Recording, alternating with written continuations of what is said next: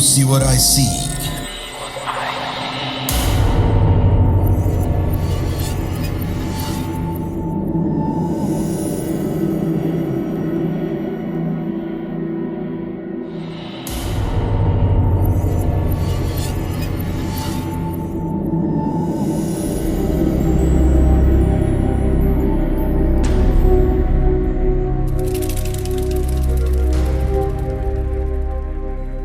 Aku kali ini mau ceritain kejadian yang dialami sama orang yang gak usah aku sebutin namanya ya.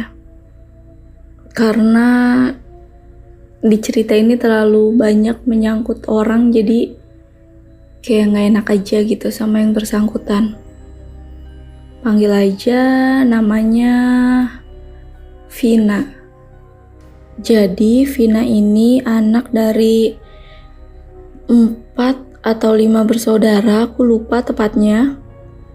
Terus keluarganya juga lumayan berada. Ini kejadiannya dulu banget ya, karena kan Vina juga umurnya di atasku. Terus kejadian ini pas Vina waktu masih kecil, sekitar tahun 90-an lah. Jadi Vina ini terlahir dari keluarga yang lumayan berada. Ibunya punya catering, papahnya seorang polisi yang punya jabatan. Dan mereka pun rumahnya tuh halamannya luas. Nih rumahnya di Jakarta ya. Halaman rumahnya luas gitu. Terus juga punya beberapa tanah juga di daerah Jakarta itu gitu. Terus juga punya empang ikan juga beberapa. Pokoknya benar-benar keluarga yang disegani lah di daerahnya. Tapi aku nggak bisa nyebutin Jakartanya di mana ya. Maaf banget sebelumnya. Terus abis itu karena sudah lumayan berumur juga, papanya Vina tuh meninggal dunia. Meninggal dunia karena serangan jantung. Akhirnya meninggal saat Vina duduk di sekolah TK. Dan Vina tuh anak terakhir ya. Jadi kakak-kakaknya tuh udah besar gitu. Karena jaraknya tuh ada yang 3 tahun, ada yang 4 tahun. Jadi lumayan jauh kan. Setelah ayahnya meninggal, kan waktu ayahnya masih hidup tuh kayak empang, terus kebun-kebun, kayak kebun nangka, kebun durian, kan tanah-tanah kosongnya tuh dijadiin kebun ya. Kebun nangka, kebun durian, terus kebun singkong, kayak gitu kan ada yang mengelola. Kayak warga sekitar juga, cuman dibayar untuk ngurus kebun dan ngurus empang. Ada beberapa orang lah yang dibayar untuk ngurusin itu. Dan semenjak papanya Vina meninggal, akhirnya beberapa orang itu tidak dipekerjakan lagi. Sisalah 2 orang ini yang ngurusin empang dan kebun. Sedangkan ibunya Vina nih sibuk sama urusan cateringnya lah. Dan cateringnya ini kadang sering banget kayak keluar kota, kayak ke Tangerang. Kan lumayan jauh juga tuh dari Jakarta tempat rumahnya mereka itu. Jadi kadang jarang ada di rumah lah ibunya Vina. Sedangkan yang ngurusin makan dan lain-lain itu kakak tertuanya Vina. Adalah kakak tertuanya Vina itu perempuan yang ngurusin kayak masak, nyuci baju, ngurusin adik-adiknya sekolah dan lain-lain. Vina juga tahu ini karena dia diceritakan oleh kakak-kakaknya yang waktu itu sudah remaja, jadi udah mulai ngerti lah. Papanya Vina ini dimakamkan di halaman belakang rumahnya Vina. Karena halaman rumahnya itu lumayan luas banget, jadi dimakamkan di situ. Dan ternyata lambat laun, seiringnya berjalan waktu, orang kepercayaan yang suruh ngurusin empang, suruh ngurusin kebun, semenjak meninggalnya ayahnya Vina, mereka jadi sering mencuri. Yang satu sering banget mencuri ikan yang ada di empang, dan yang satu lagi sering banget mencuri kayak nyuri durian, nyuri mangga, dan lain-lain, benar-benar dicuri aja, dijual untuk mereka sendiri gitu. Sedangkan kalau ditanya bilangnya, oh nggak berbuah, oh ikannya pada hilang nih, mungkin dimakan kucing atau diambil apa gitu kan.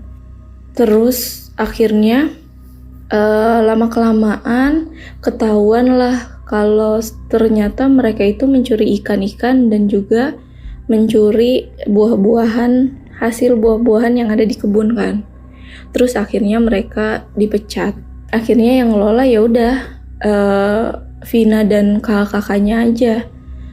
Bahkan beberapa kali kakak laki-lakinya Vina saat menjaga empang malam-malam, karena kan aneh, nih kok si bapak ini tuh udah dipecat tapi kok ikan masih sering banget hilang.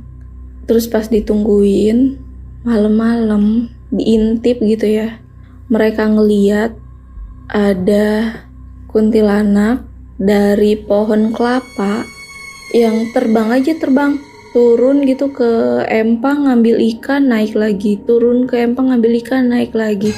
Jadi beberapa kali kayak gitu, sampai akhirnya kakaknya Vina ini kayak waktu ngintip gitu ngeliat ada kuntilanak turun dari pohon kelapa ke empang gitu, ngambil ikan terus naik lagi ke pohon kelapa, terus nggak lama turun lagi ke empang ngambil ikan, naik lagi ke pohon kelapa. Dan ya takut kan, karena waktu itu dia juga masih belum dewasa banget. Akhirnya malah takut, dia lari lah berdua sama temennya, lari pulang ke rumah. Akhirnya ya udahlah, empang itu nggak diurusin lagi setelah ikannya semuanya nggak ada, karena ikannya juga banyak yang mati. Akhirnya empangnya ditutup. Terus juga si kebun itu juga lama-kelamaan karena ayahnya juga udah nggak ada, ibunya juga cuma ibunya yang mencari nafkah, kurang, keuangan mereka mulai ya berkurang lah ya tabungannya. Akhirnya beberapa tanah-tanah yang mereka punya tuh dijual gitu untuk menyambung hidup. Dan jalanan depan rumahnya Vina itu kan kayak masuk gang gitu ya. Jalanannya itu kecil cuma muat untuk motor. Di daerah situ adalah Pak Haji. Kenapa Pak Haji? Karena emang di situ biasa disebutnya Pak Haji, udah Pak Haji aja, Pak Haji gitu, nggak disebutin namanya. Pak Haji ini setelah dia pulang haji, si Pak Haji ini tuh beli mobil. Dia udah bikin garasi buat rumahnya, buat naruh mobil gitu di rumahnya. Tapi masalahnya gang menuju ke rumah Pak Haji ini cuma muat untuk motor, nggak muat untuk mobil lewat. Karena Vina ini di rumah cuman anak-anak aja, dan mamanya juga ngejalanin usaha cateringnya di Tangerang. Akhirnya kan rumahnya Vina tuh gede banget ya. Jadi dari awal masuk ke gang tuh sampai ke dalam tuh kayak dipagar gitu, dipagar tembok yang gak terlalu tinggi, sampai agak ke dalam banget gitu. Sampailah sebelahan ke rumahnya Pak Haji ini. Tahu nggak? Pak Haji ini secara terang-terangan tanpa ada ABC, dia mempekerjakan beberapa orang untuk hancurin pagar rumahnya Vina. Bener-bener pagar rumahnya Vina tuh dihancurin, dipalu gitu dihancurin untuk pelebaran jalan supaya mobilnya Pak Haji ini tuh bisa masuk lewat gang itu dan ke rumahnya. Dan itu tuh jahat banget. Keluarganya Vina dan kakak-kakaknya itu tidak bisa melakukan perlawanan apapun karena mereka masih anak-anak, masih remaja. Bahkan kakaknya Vina pun usianya kayak masih SMA gitu. Mereka semua tidak punya keberanian untuk melawan. Mereka hanya bisa mengintip di jendela rumah sambil menangis. Menangis karena mereka ngerasa takut, nangis karena mereka ngerasa hak mereka direnggut sama Pak Haji itu. Akhirnya jalan gang itu jadi lebar. karena pagar rumahnya Vina dihancurin sama Pak Haji dan dibangun lagi temboknya tapi jauh ke dalam. Jadi halaman rumahnya Vina itu diambil untuk pelebaran jalan tanpa ada pamit, minta izin atau apapun itu. Dia sudah menzolimi anak-anak yatim itulah. Dan ya udah, Vina sama kakak-kakaknya cuma bisa nangis ngeliat itu. Nggak lama setelah kejadian itu, selang beberapa tahun, Pak Haji ini tiba-tiba sakit, terkena stroke. Dia tidak bisa jalan lagi, dia cuma bisa ngesot. Benar-benar cuma bisa ngesot. Dan dia mulai kayak orang gila, kayak orang gak waras gitu. Udah kayak dia tuh sering ngesot, gangguin orang-orang yang lewat depan rumahnya, gangguin orang-orang yang lewat jalan yang dia lebarin itu. Dia sering banget ngesot, dan ngesotnya tuh suka kedengeran gitu, kayak serak gitu kan. Karena emang jalan itu tuh kayak masih tanah, bukan yang dibikin bagus lah gitu. Dan tidak lama dari itu si Pak Haji meninggal dunia. Dia meninggal dunia tertabrak oleh mobil di gang itu, di jalan yang dia lebarin itu.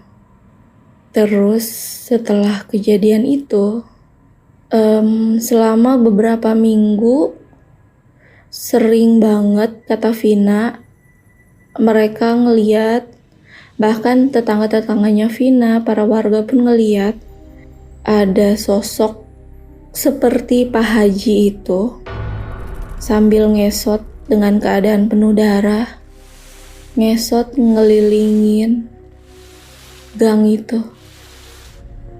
Bahkan beberapa kali pintu rumahnya Vina tuh kayak ada yang ngetuk-ngetuk. Bener-bener kayak ada yang ngetuk-ngetuk, tapi sebelumnya tuh kedengeran dulu kayak suara ngesotnya Pak Haji. Terus setelah itu, selama beberapa minggu di situ jadi mencekam, bahkan sering dilakukan pengajian, dan lama-kelamaan akhirnya ibunya Vina tuh dan saudara-saudaranya Vina tuh mereka yang ngobrol aja sih, ngobrol gitu sambil makan, ngomong, kasihan ya Pak Haji, iya kasihan jadi gentayangan gitu kan. Terus ya walaupun Pak Haji sempat ngezolimin kita, sempat bikin kita sedih, sempat ngambil tanah kita gitu aja untuk pelebaran jalan, ya udah nggak apa-apa, kita semua ikhlas. Mudah-mudahan Pak Haji tenang di sana. Dan setelah mereka jatuh kata seperti itu, sosok itu udah nggak gentayangan lagi di situ. Atau mungkin sebenarnya ada tapi udah nggak se-ekstrim awal-awal beliau meninggal. Dan ya sampai di situ aja ceritanya, karena ya sekarang Vina juga udah besar, udah berkeluarga.